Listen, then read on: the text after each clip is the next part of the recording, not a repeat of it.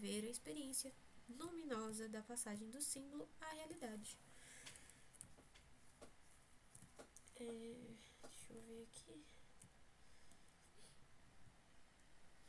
Tá. Vamos lá.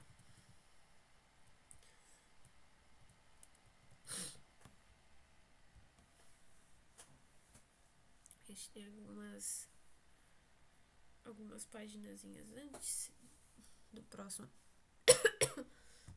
capítulo, né?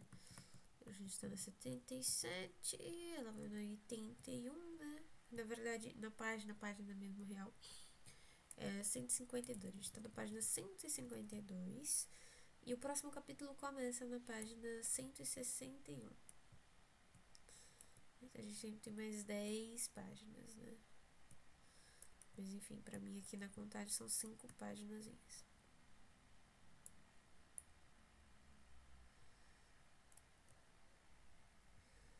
Aí deixa eu ver se tem um último. Não. Capítulo 9 é o último capítulo. Então, eu vou tentar ler até o mais próximo possível. Depois eu preciso fazer uma pausa pra de fato retomar. A gente tem 27 minutos, né? Fazer toda a gravação no dia de hoje, então. Enfim. Depois que a Trindade foi distinguida do ternário, compreendemos facilmente que nada lhe falta. Ela é perfeição absoluta na unidade. Ela contém a criação e os símbolos, inclusive o quaternário e o si mesmo. Apesar disso, a Trindade continua unindo-se a Maria. Para Jung, isso significa a integração do princípio material e feminino para completar a Trindade. Se ela fosse perfeita, para que esta união? A resposta cristã ultrapassa o ponto de vista psicológico da projeção de uma completude estritamente humana no plano divino. Esta resposta está, entre outros, na redenção, para salvar a criação que Deus, por intermédio do Espírito Santo, se encarnou em Maria como filho.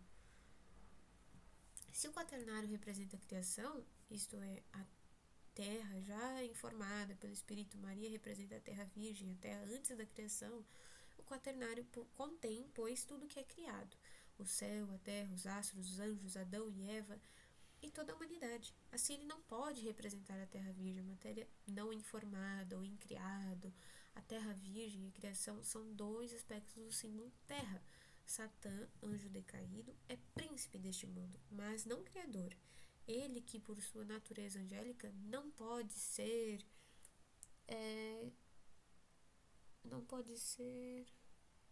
quitônico, é isso mesmo?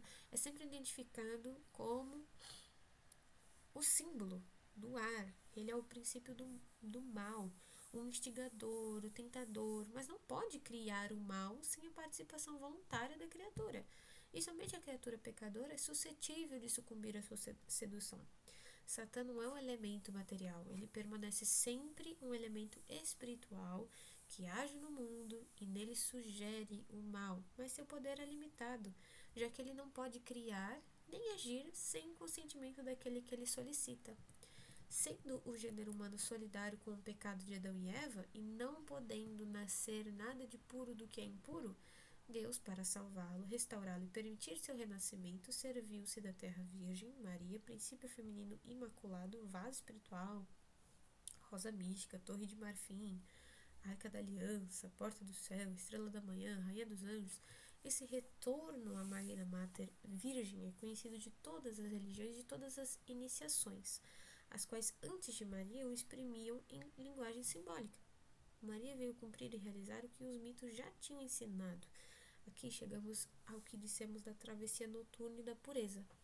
Sem retorno à terra virginal, não há segundo nascimento, no nível humano e analítico. Isso é significado pela necessidade de separar-se da mãe natural para se regenerar nesta mãe cósmica. No nível cristão é necessário passar por Maria a fim de nascer para Deus. Ela que nos regenera espiritualmente segundo o modelo de seu Cristo. Ela é mãe de Deus e de todas as criaturas. Quanto mais nos despojamos do velho homem, tanto mais nos purificamos e tanto mais aptos nos tornamos para receber a Deus e para nos unirmos a Ele. As provações e purificações das quais falamos não têm outra finalidade Enquanto terra virgem, Maria existia desde o começo, antes da criação. Sem conteúdo, sem conteúdo, ser jamais confundida, sem conteúdo, sem ser jamais confundida com o Criador, nem identificada com Deus, porque ela é criatura. No livro do Eclesiástico, lemos, abre aspas, criou-me antes dos séculos, desde o princípio, e para sempre não deixarei de existir. Na tenda santa, em sua presença, oficiei. Fecha aspas.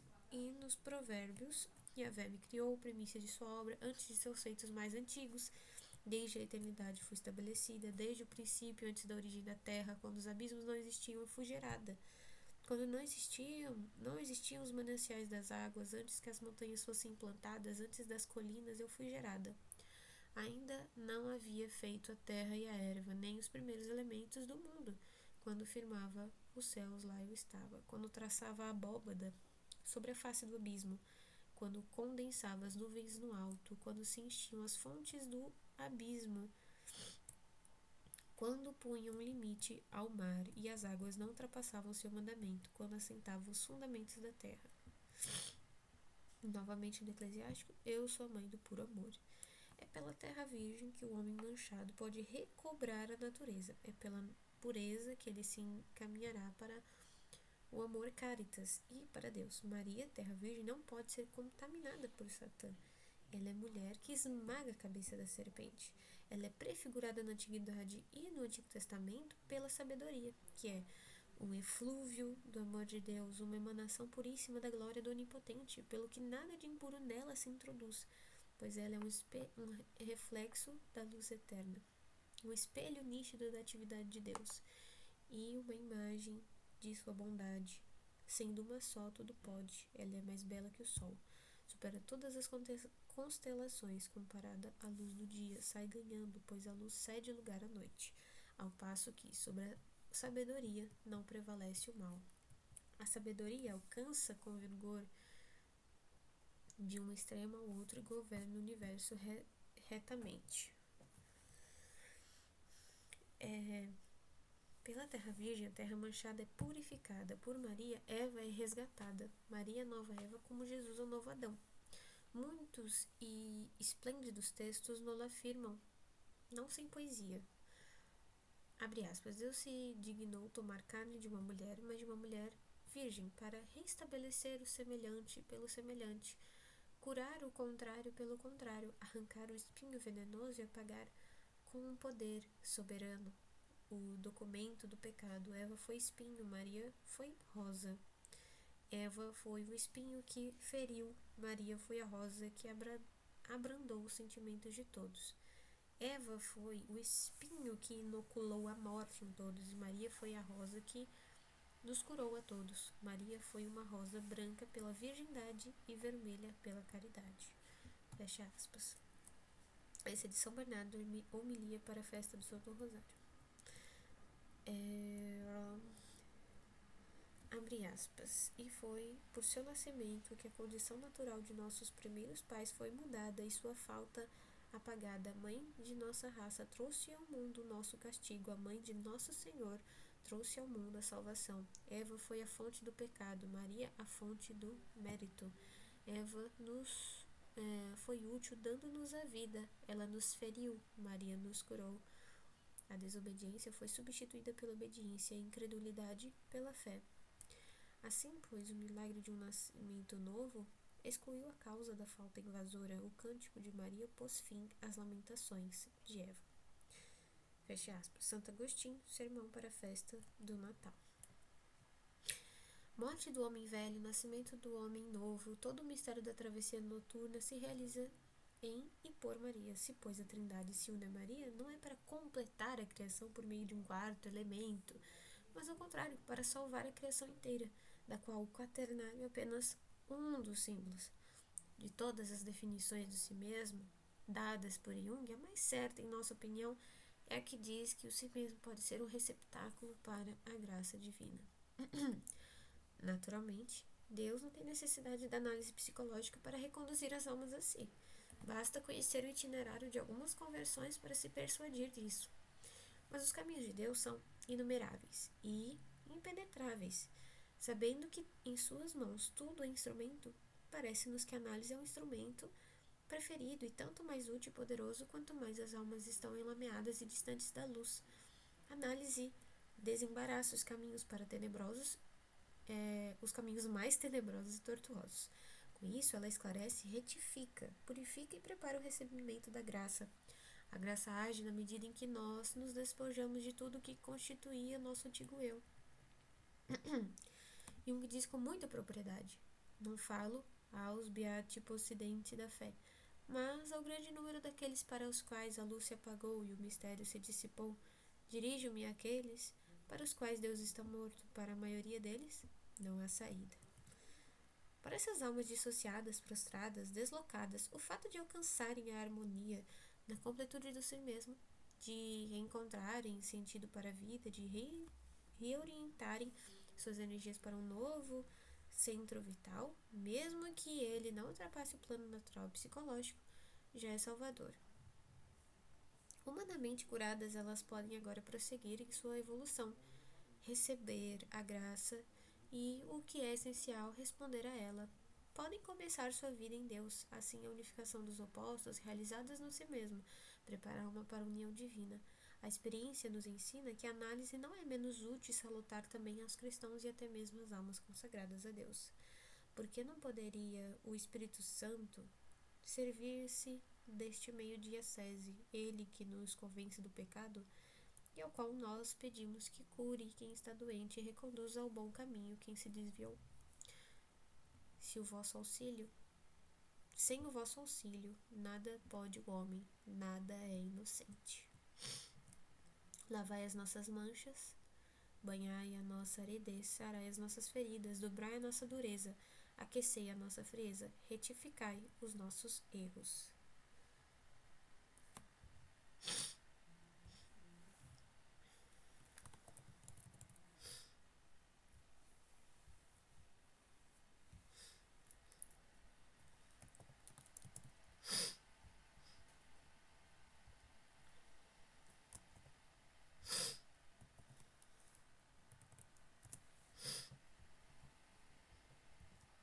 O homem foi criado à imagem de Deus, e o si mesmo, reconstituído em nós, esta imagem nos faz tomar consciência desta estreita relação.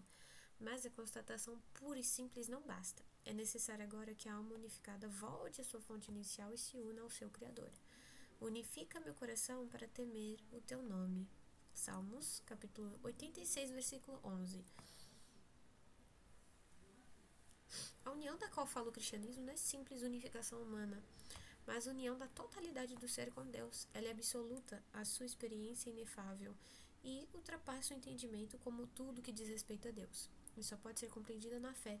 Se a psicologia deseja penetrar este domínio, só pode fazê-lo instruindo-se a respeito do transcendente e do metafísico. Porque querer estudar o fato religioso, independentemente de Deus, que é o seu objeto, é tão inútil como querer estudar a circulação do sangue sem conhecer o coração, ou estudar a respiração sem saber nada dos pulmões. Onde a inteligência consciente procura explicar e compreender o mistério, a fé nos introduz logo nele. Vimos que no plano analítico, si mesmo é a convergência de um longo processo de individuação que requer muitos esforços e também sacrifícios. É só depois das provações da travessia noturna que pode nascer a criança espiritual. Do mesmo modo, a união com Deus não pode verificar-se sem grandes provas que purifiquem e transformem, fazendo-nos aceitar a necessidade transmutadora das provações. A análise nos prepara para compreendermos que não pode haver ressurreição sem passar antes pela cruz, do natural ao sobrenatural, do imanente ao transcendente, da unificação do si mesmo. A união com Deus, a provação, o sofrimento e o sacrifício são sempre as premissas da realização e têm o mesmo papel. A cruz é um símbolo de toda purificação, de toda transmutação e é igualmente de toda consumação e de toda ressurreição. A união de cada um em particular e de toda a humanidade com Deus nos mergulha na unidade essencial. E além de toda a consideração psicológica, e além de toda a consideração psicológica. Permanecei em mim, como eu em vós. Como o ramo não pode dar fruto por si mesmo, se não permanecer na videira, assim também vós, se não permanecerdes em mim. Eu sou a videira e vós os ramos. Aquele que permanece em mim e eu nele produz muito fruto, porque sem mim nada podeis fazer. João capítulo 15, versículos 4 e 5. As últimas palavras de Jesus antes da paixão insistem na unidade. Abre aspas, a fim de que todos sejam um, como tu, Pai, estás em mim e eu em ti, que eles estejam em nós. Fecha aspas. João capítulo 17, versículo 21. São Paulo escreve aos Coríntios: Ora, vós sois o corpo de Cristo e sois os seus membros, cada um por sua parte. Os membros do corpo místico constituem a igreja e são unidos a Deus tão estreitamente como o homem o é a mulher no matrimônio. A união nupcial é considerada como uma figura da união de Cristo com sua igreja. Maridos, amai vossas mulheres como Cristo amou a igreja. Efésios capítulo 5, versículo 25. Na missa de núpcias se diz: Deus, por um tão grande mistério, tornou sagrado o vínculo conjugal, prefigurando pelo matrimônio a união de Cristo e da igreja. No cristianismo, a unidade é inseparável da doutrina, como também da ascese. Ela é figurada por vários símbolos e parábolas e admiravelmente resumida pela Eucaristia, na qual o corpo e o sangue do Salvador, do qual os fiéis participam, são significados pelo pão e pelo vinho. Nosso Senhor Jesus Cristo, ao nos confiar o seu corpo e sangue, serviu-se de matérias constituídas pela redução de uma multidão de elementos separados à unidade. Com efeito, uma é formada por muitos grãos de trigo e a outra é o suco de muitos bagos de uva. Cuida da unidade, o maior de todos os bens, diz Santo Inácio de Antioquia, e São Cipriano chamava Deus de mestre da unidade. A imitação nos diz: aquele que tudo atribui à unidade, a ela tudo refere e nela tudo vê, pode ter o coração sossegado e permanecer tranquila em Deus. Composta de pecadores, a igreja terrestre realiza a mesma evolução que eles. Quando alguma coisa atinge um dos membros, todo o corpo é atingido. A unidade é a garantia da fraternidade cristã e da admirável comunhão dos santos. Pertencemos a Deus como a gota de água ao oceano.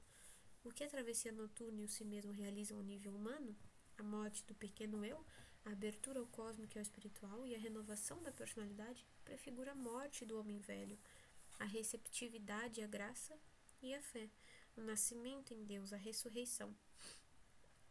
Em verdade te digo, quem não nascer do alto não pode ver o reino de Deus.